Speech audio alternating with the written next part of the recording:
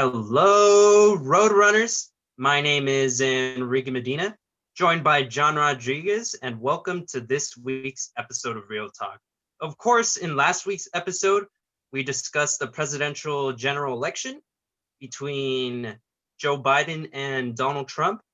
And like I had mentioned at the end of that episode, officially Joe Biden was the president-elect and will be the 46th president of the United States. With that being said, there's lots of things to note about the win for Joe Biden. Obviously, Kamala Harris will become the first female vice president. And with that, too, what's in stake for his first 100 days will be a very interesting topic to talk about that we'll discuss in this episode. To go along with that, we'll also be discussing the current spike in coronavirus cases, with California just recently surpassing 1 million COVID cases. And also, similar to Kamala Harris, we'll be discussing a very monumental moment for Major League Baseball, as they just had their first female general manager to officially sign in the sports history. The first time it ever happens in North American sports history. Kim Ng for the Miami Marlins. So we'll get into depth about that, what it means for the sport, and what it means for her in general and for the team. So first off, though, let's discuss, of course, the win for Joe Biden. Let me know your thoughts, John, on what this win means for their party, for what it means for Joe Biden, what it means for the nation, and just in general, what do you expect to see because he won? Well, first and foremost, congratulations on Joe Biden and Kamala Harris on being elected as president and vice president for the next 4 years after 2020. Congratulations to them. I think this is the first time in about 28 years, I think it was, that a president was not reelected. I think George H.W. Bush was lost to, I think it was Bill Clinton. Clinton. Yes. Yes. So, it's been a while since we've seen something like this. I mean, I didn't see it. I wasn't even born yet, but it's been a while since this country has not seen someone not being reelected. So it's been quite some time since a president was not reelected for his second term. Obviously, Obama was elected for his second term of his presidential term. So, congratulations again to Joe Biden and Kamala Harris. Kamala Harris making history as a first vice president to be a female. So, congratulations to her. She opened the doors to many women across the country and to little girls across this country and perhaps even the world. She proved that, anybody could be in the White House, serving this country. She's the vice president. I mean, you can say as many times as you want. People may not believe it. She probably doesn't believe it, but she should believe it. It was really well deserved on her part. Um, but as for Joe Biden, it's very interesting to see the things that's going to happen within um the next couple 100 days. As you mentioned, like what we're going to see right away. I'm Mm-hmm. assuming that we're Sure. gonna see something about like the coronavirus. I feel like he's gonna take action to that.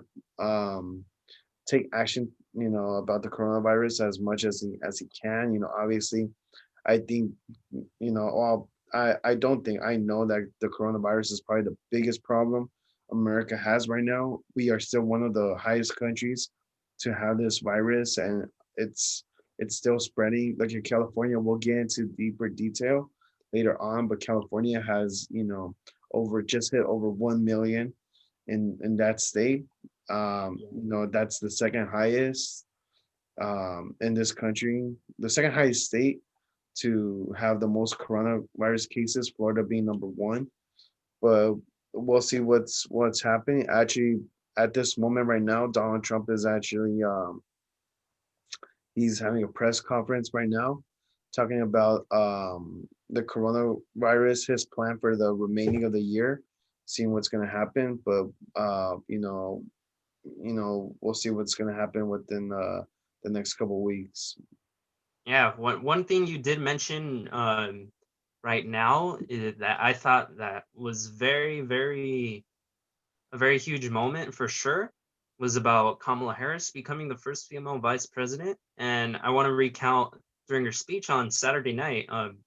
Once her and Joe Biden gave their speeches after becoming the president elect, of course, she mentioned how, obviously with her becoming the first vice president, she's the first to do so, to have that high rank in the White House, of course.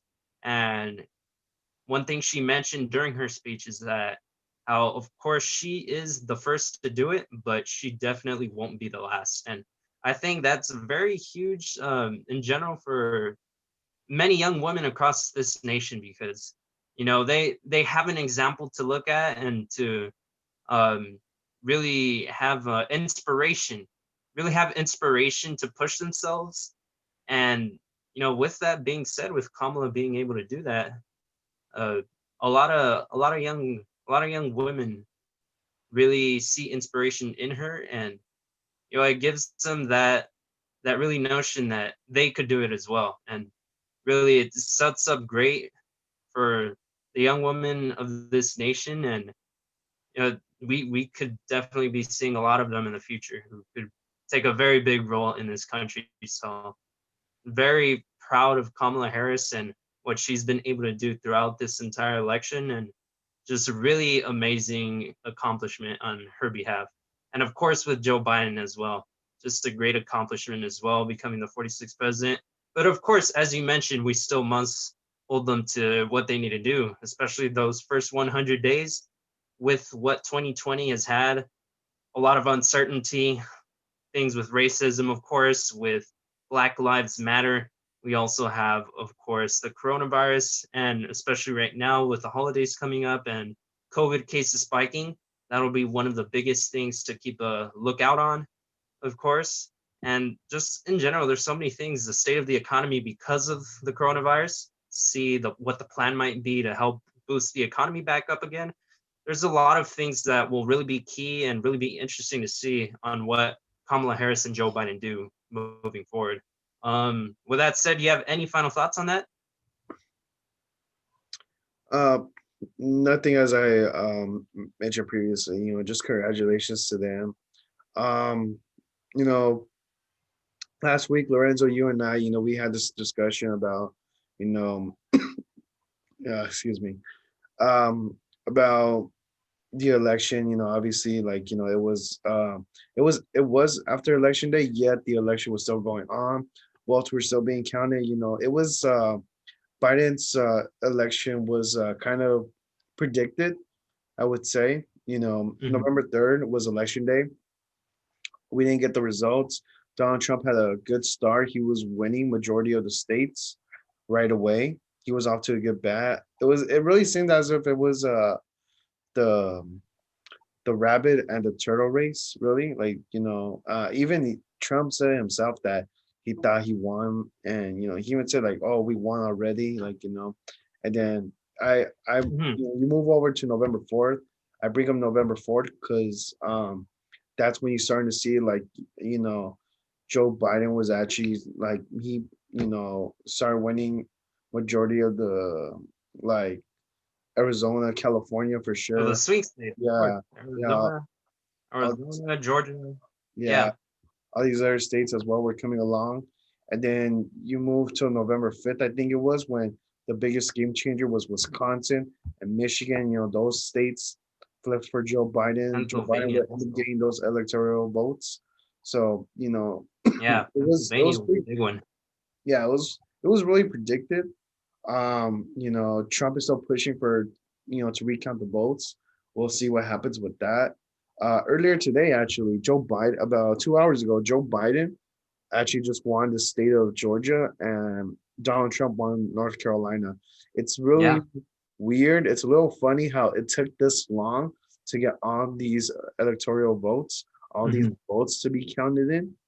So it was really, it was pretty kind of funny in a way because we would expect November 3rd to be like, we will assume well, we would know like who won the election. I think Mhm. in 2016, that's like we knew right away Trump won, And and ultimately, that's just mostly like what we had mentioned in previous episodes, the result of the mail-in voting and just the counting process. It's a lengthy process for sure, and just the circumstances of what 2020 has been. In a sense, it almost as if it would just have to happen that way, where it would be weeks later where things would be counted. But I mean, at this point, it looks like pretty much Joe Biden will be the 46th president. Of course, he's the 46th president, the presidential elect, and he'll he'll get the job, and it'll be on him to see what he does for these next 4 years.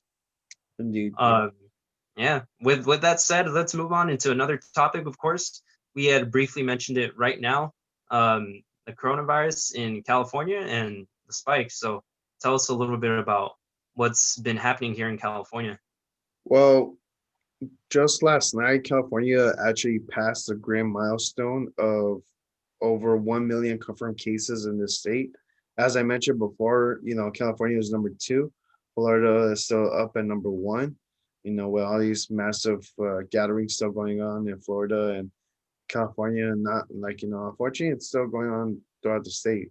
Mhm. We still encourage people to wear a mask, you know, many celebrities and of course our next president Joe Biden still encouraging people to wear a mask. It's very Or important.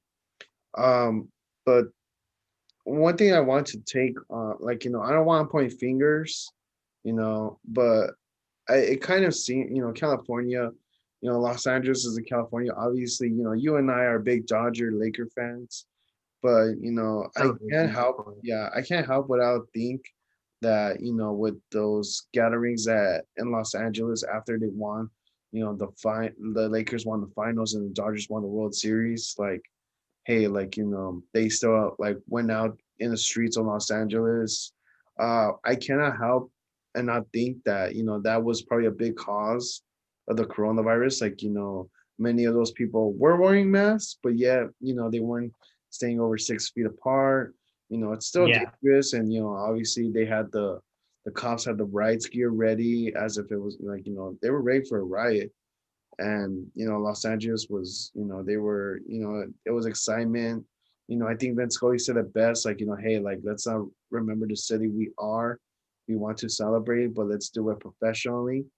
We um need to stay safe doing it, yeah, of staying course. safe is our priority right now, and it's I can't help it but not think. And also to mention, Halloween was just a couple weeks ago. I also think that made a big impact as well. Due to the fact that Mayor Garcetti in the state of California stated like hey,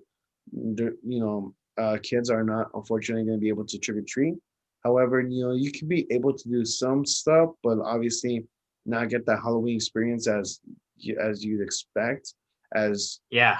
traditions as well. But um, you know, you will still see Halloween parties. You still saw some kids dressed up, and but a lot of people were not following the guidelines of trying to be safe. So California needs to change it around. And I understand, the holidays are coming up, so that's another thing to be safe. Like, as Yeah. much as we want to be safe, we gotta keep in mind that we want to, as much as we want to see our families, we must also not be selfish, not think of ourselves to go see them, but yeah, we want them to be safe as well. Not just the families, but to our neighbors, our community. We want to keep everybody safe.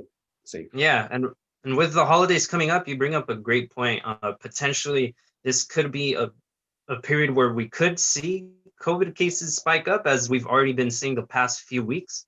For the same reason you mentioned, that families want to gather together and things of that nature, with Thanksgiving and Christmas coming up. And one thing I want to point out too is how potentially maybe even Joe Biden will really take care, or truly deal with the coronavirus in his first 100 days as president, and as his term goes, of course.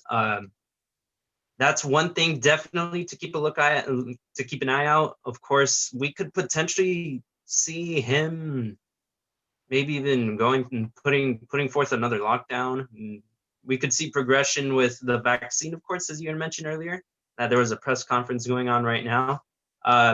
It'll be interesting to see kind of the role that will take and to see how COVID will move about going forward. Of course, hopefully it could go down, of course, in 2021. That's what we want to see. And hopefully that'll be something very big on the objective of Joe Biden and something high on his list, of course. So it'll be interesting to see that because it's such a lingering and huge issue in the United States at this moment, of course. With that being said, let's move on to the next topic. We had mentioned earlier about Kamala Harris becoming the first vice president, the first woman vice president, of course, which is an amazing accomplishment, very monumental moment in our nation's history. But in terms of sports, we had a very similar thing happen just today, Friday, November the 13th, 2020. The Miami Marlins, Major League Baseball team, officially announced today that they'll be signing Kim Ng for her to be the next general manager of the Miami Marlins. Of course, owner Derek Jeter and the Miami Marlins organization doing this and officially, being that franchise who puts forth the first woman general manager ever to be a general manager in a North American team, of course. And this is talking about the top four sports leagues here in the United States, in North America, which is MLB, NHL, NFL, and NBA. So that is a huge accomplishment. And one thing I do want to mention about this accomplishment and just what it means as well for women in the sports industry, of course. It's another really great example of what hard work could bring about. Truly for her, she's had a lot of experience and she's very qualified for this position. A lot of hard work during her career. Let us know a little bit about what she's done and why it's such a monumental moment. Oh, owner Derek Jeter, I think later on as I get more to depth about, explain who Kim Ng is and why she deserves this position. Derek Jeter, owner of the Miami Marlins, I think he made a bold move. I think this was kind of like one of his decisions as well. Kim Ng, who has actually been in the sport for more than 3 decades. She's had 30 plus experience with the Yeah. sport. Starting off in 1990, about honestly like literally 30 years ago. She was with the Chicago White Sox. Beginning her career over there in 1990, all the way till 1996. The New York Yankees, when they were a dynasty team, you had guys like Jeter, obviously, like, hey, the owner of the Miami Marlins, Jeter, Posada, you Roberto? had Mariano Rivera, you had a dynasty Yankees, like, that were just going to be a solid team.